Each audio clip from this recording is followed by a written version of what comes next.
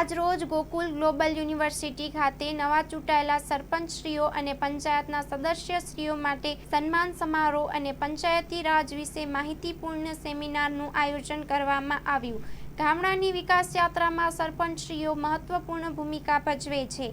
હું વિશ્વાસપૂર્વક કહી શકું કે નવનિયુક્ત સરપંચશ્રીઓ પોતાનું કાર્ય વિલેજ ફર્સ્ટ નેશન ફર્સ્ટની ભાવનાથી કરશે અને વિકસિત ગુજરાતથી વિકાસશીલ ભારત સુધીના માનનીય વડાપ્રધાન શ્રી નરેન્દ્રભાઈ મોદી સાહેબના વિઝનને સાકાર કરશે. આ સાથે દૂધસાગર ડેરીના ગૌરવ શ્રી અશોકભાઈ ચૌધરીને અમૂલના અધ્યક્ષ તરીકે નિમણૂક બદલ સન્માન કરવામાં આવ્યું. તેમનું દૂધ ઉદ્યોગમાં દૃઢ નેતૃત્વ અને દ્રષ્ટિકોણ અમલને નવી ઊંચાઈઓ સુધી લઈ જશે અને દૂધ ઉત્પાદકો માટે નવી શક્યતાઓ ઊભી કરશે.